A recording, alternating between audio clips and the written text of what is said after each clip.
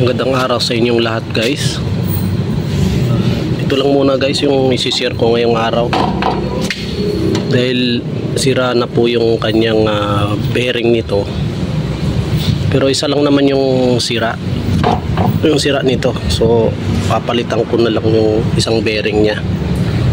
Ito lang muna yung isi-share ko sa inyo guys. Ito na i-stand ko na siya. Yan, nakaangat na yan. Unang step natin dito guys para matanggal natin itong hub nya.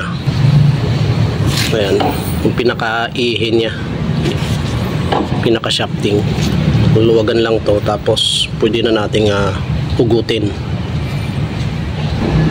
So ito na lang muna guys yung isi-share ko ngayong araw.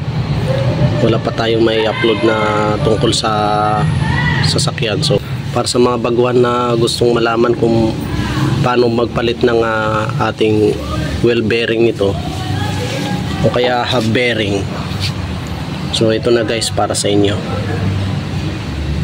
para malaman din natin kung paano magpalit ng bearing. Sundan nyo lang to guys para maging mas madali din sa inyo kapag kayo'y nagpalit ng bearing ng inyong motorcycle.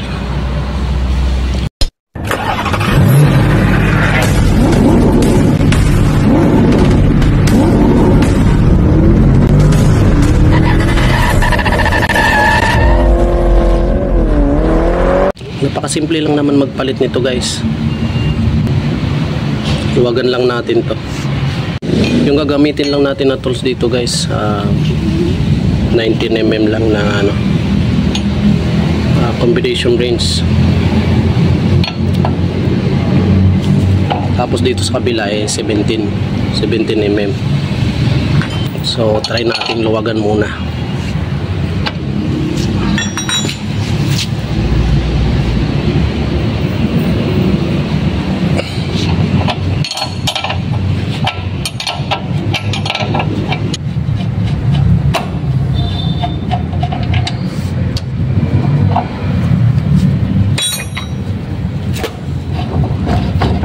Mahuhugot na yun guys.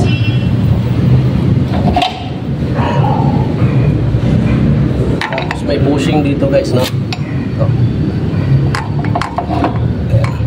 Ito. Ito na yung pinaka-shafting niya. Pagkababa niyan guys, ito pwede mo nang bunutin yan. Matagal ko na kasing hindi na nagawa itong bearing na to, pero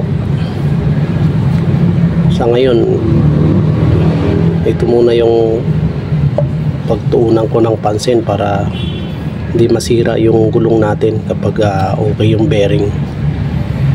At isa pa, safe tayo sa ating biyahe kapag walang dinaramdam yung ating gamit. So ngayon guys, ito na yung lining nya. Ganito yung makikita nyo sa loob. Ito yung bearing. Bali dalawa to guys, kabilaan. Isa sa loob tsaka dito sa labas yung isa. So ito hindi ko napapalitan to dahil okay pa ito. Kapag nag-test kayo ng bearing guys, subukan nyo lang alugin dito sa may gitna. Yan ay kapag mayroong clearance yan, ibig sabihin sira na yun, o kaya magaspang yung ikot. Kapag iniikot natin yung rim, meron siyang vibration. So yung isa naman dito sa labas, yun ang papalitan ko kasi ito goods pa to. Okay na okay pa to. Kapapalit ko lang din ito. Ito kasi motor, bibira ko lang nagagamit. So alam ko naman na banda dun lang may sira kasi ito napalitan ko na to. Lilinisan ko na rin, total nabaklas ko na.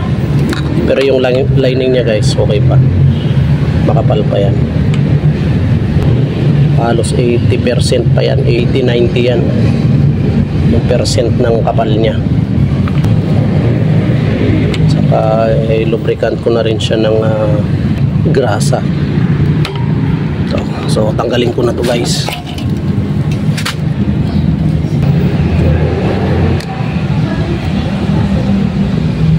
Tapos ito na yung bearing na papalitan natin. Tapos kinalawang na rin, pinasok na rin ng tubig. So ito ang papalitan natin guys. Sa pagpalit niyan, baliktarin natin. Dito natin pupukpukin yan sa loob. So ngayon guys, gamit lang tayo ng punso natin tsaka yung martilyo. Napakpugi pa yung martilyo natin, so banatan na natin to, baka banatan pa ng iba. So ganoon lang guys, no? Pasok nyo lang to, tapos pag merong sumabit sa loob, saka mo na pukpukin.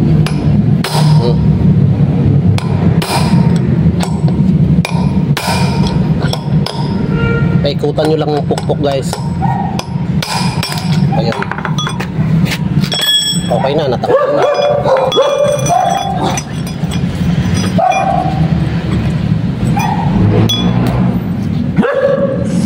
So ngayon guys, ito yung bearing na sira. Ayan. Puro kalawang na. Tapos merong bushing sa loob.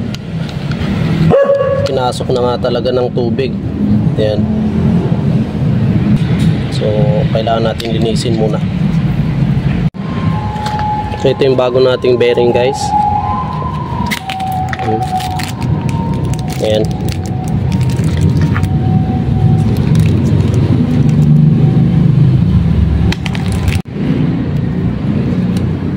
So check natin kung parehas yung laki niya.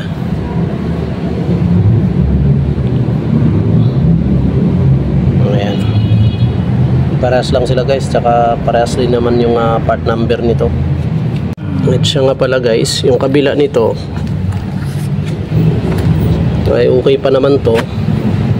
Ang gawin ko dito, bubuksan natin tong seal nya. Ito, naka-sealed yan. Yung pinakatakip. Ayan. Tapos bali papalitan ko na rin yung grasa nito guys. I-re-repack ko siya para bago ulit. Para tumagal yung gamit natin, kailangan nating alagaan guys. Kailangan laging mayroon siyang grasa sa loob. Kapag yan ay wala ng grasa, yan ang magkukos ng mabilis ng pagkasira ng ating bearing. So linisin ko na lang muna. So ito guys yung panlinis natin dyan, brake cleaner. Sprayan lang natin.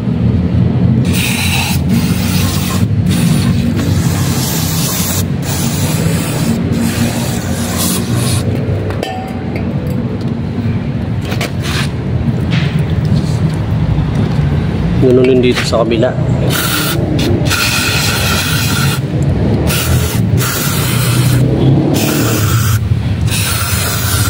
Itong surface na to guys, pag nilalapatan ng ating brake shoe, balililihahin din natin yan. At ganun din ito, balilihahin din natin yan mamaya para matanggal itong kalakalawang nya. Saka natin i-lubricant ng grasa ito. Grasahan natin yan sa loob. Saka natin isprayhan ulit mamaya ng brake cleaner natin bago tayo mag-salpak ng kabuuan.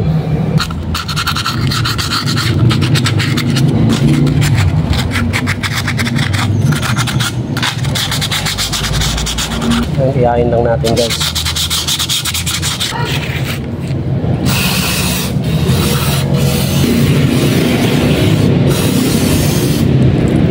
Malinis na siya.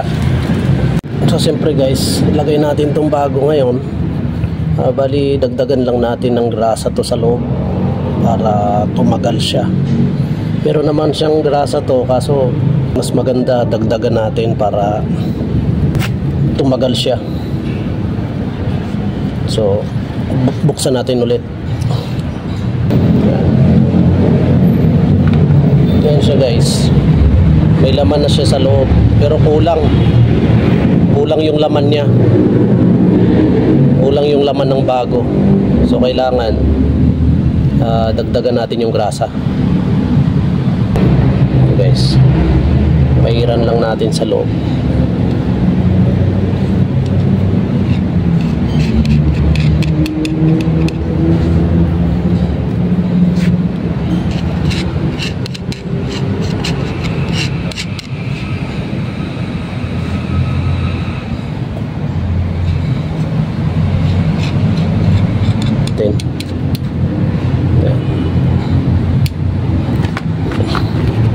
Saka natin takpan ulit.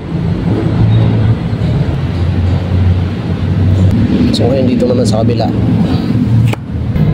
makita nyo naman guys, oh, kukunti lang grasa. So kailangan dagdagan nyo talaga kahit bago pa. Tapos guys, kunin natin yung lumang bearing nya, patong lang natin dyan. Ayan yung luma. Saka natin pupukpukin ulit.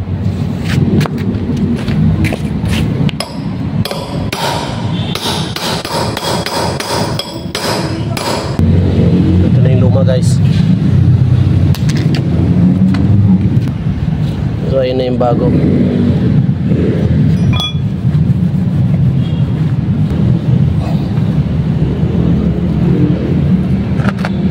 So dito naman tayo. Bali i-repack ko siya guys. Saka natin i-install. Punduan natin ng grasa yan.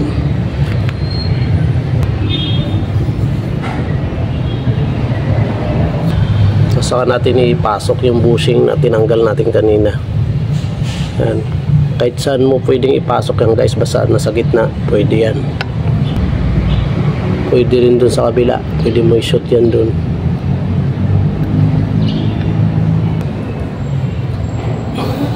Yung goma, nandun yung bearing. So ito na guys yung brakes natin, nirahan din natin yan.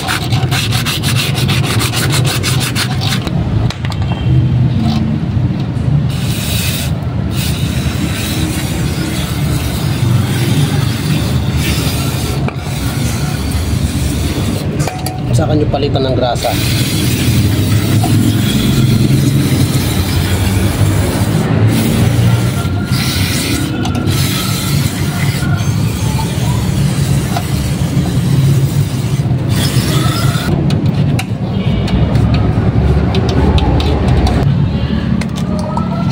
Ayan guys, lagyan natin ng grasa sa loob.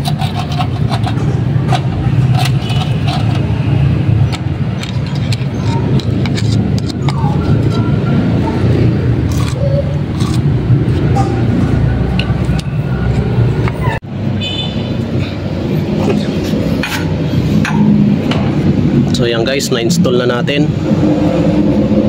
So, yan, smooth na yung ikot nya.